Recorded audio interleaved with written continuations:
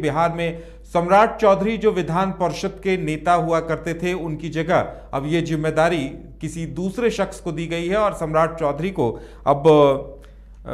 चूंकि वो प्रदेश अध्यक्ष हैं तो उन्हें कहीं न कहीं मुक्त कर दिया गया है और उनकी जगह हरि सहनी को अब नेता प्रतिपक्ष विधान परिषद में बनाया गया है। हरि सहनी को नई जिम्मेदारी दी गई है और कयास इस बात को लेकर लगाए जा रहे हैं कि हरि सहनी मछुआ समुदाय से आते हैं और उन्हें यह अहम जिम्मेदारी दी गई है ताकि मछुआ वोटों को लेकर या जिस तरह से मुकेश सहनी सक्रिय हैं उनकी एक कार्ड तैयार की जा सके। ये तमाम बातें बिहार में सामने आ रही हैं कि उन्हें एक कार्ड के तौर पर इस्तेमाल करने की कोशिश की जा रही है और अब हरि सहनी को सामने लाया गया है। तो क्या बीजेपी का ये नया दांव कितना असरदार होगा, कितना कामयाब होगा, ये देखना दिलचस्प होगा। लेकिन इतना तय है कि सम्राट चौधरी की जगह हरि सहनी पे दांव खेलकर बीजेपी ने एक नया कार्ड इस्तेमाल किया है। कितना असरदार होगा आने वाला वक्त बताएगा। ज्यादा जानकारी के लिए हमारे साथ हमारे सहयोगी गौतम जुड़े हुए हैं। गौतम, जाहिर सी बात है हरि सहनी को ये इतनी बड़ी जिम्मेदारी दी जाना कहीं न कहीं लगता है कि सहनी वोटों को लेकर जो सियासत हो रही है उसे अपने पाले में करने की कोशिश दिखाई दे रही है। और देखिए, आज की अगर दिन भर की बात करें तो ये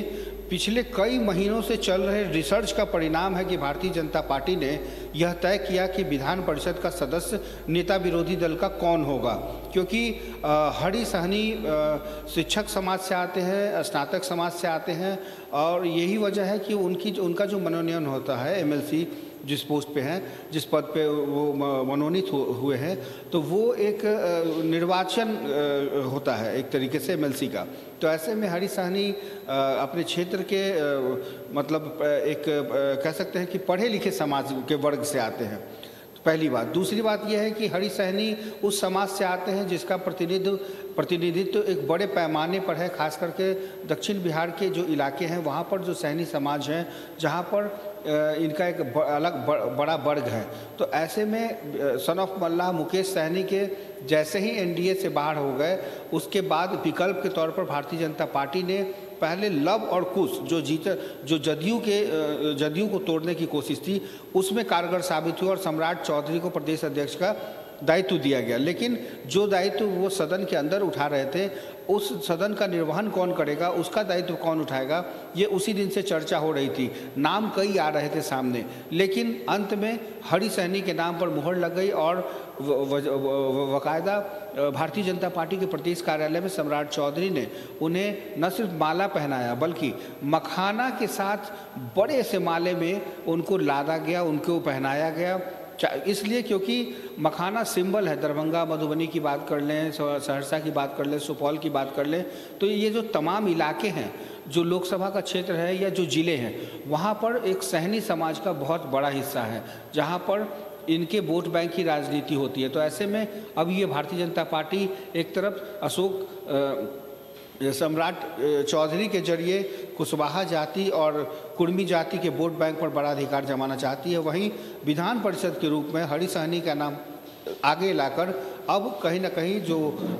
मुकेश सहनी जो सन ऑफ मल्लाह कहते हैं और उनकी जो कमी है उनको वो पूरा करेंगे और पार्टी के अंदर एक बड़ी दावेदारी होगी। तो ये एक बहुत ही भारतीय जनता पार्टी की सोची समझी साजिश है और एक उसी के तहत हरि सहनी को सामने लाया गया है। तो कुल मिलाकर कह सकते हैं कि भारतीय जनता पार्टी इन दिनों 2024 लोकसभा चुनाव को देखते हुए हर वर्ग, हर जाति, हर चीज़ों को बहुत ही बारीकियों से देख रही है और हरि सहनी उसी का नतीजा है। जी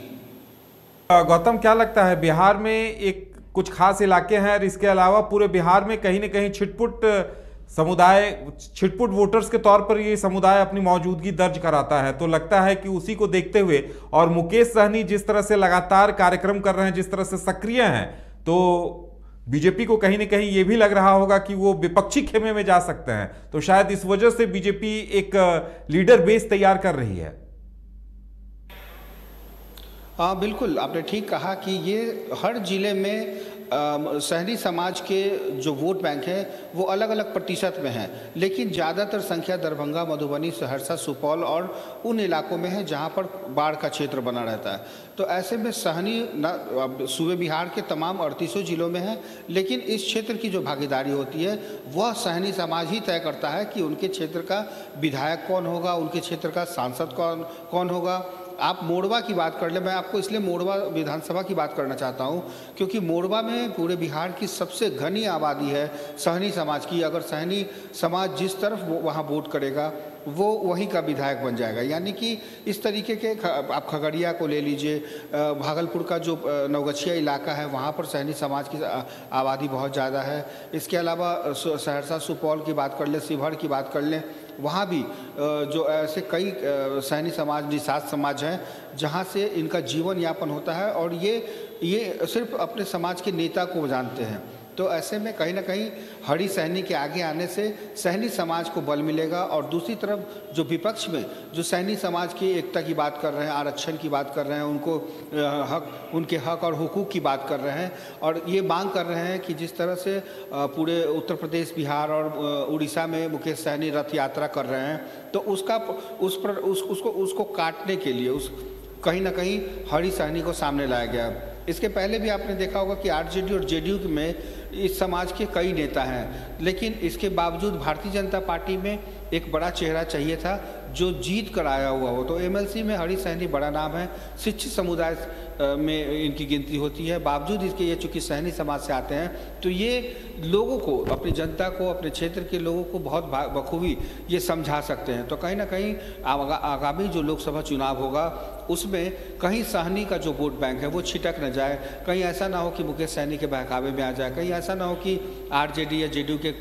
पास चला जाए। तो इसलिए भारतीय जनता पार्टी ने बड़ा ही सोच समझ कर यह निर्णय लिया और तभी जाकर के बिहार विधानमंडल के बिहार विधान परिषद के अंदर एक ऐसे नेता का चुनाव किया जो सहनी समाज से आता है। तो ये बड़ी बात है। भारतीय चलिए गौतम, हमारे साथ जुड़ने के लिए और तमाम जानकारी देने के लिए आपका बहुत बहुत धन्यवाद। तो ये देखने वाली बात ये होगी कि आने वाले दिनों में इसका कितना असर दिखाई देता है और हरी सहनी समाज के वोटों को एकजुट करने में, गोलबंद करने में कहां तक कामयाब रहते हैं। वक्त हो गया एक छोटे से ब्रेक का, लौटते हैं ब्रेक के बाद बात करेंगे झारखंड की। झारखंड बिहार की तमाम ताजा तरीन खबरों के लिए देखिए न्यूज बाइस्कोप, अब जियो टीवी पर भी उपलब्ध। इसके अलावा तमाम बड़ी सोशल मीडिया प्लेटफॉर्म पर भी उपलब्ध है।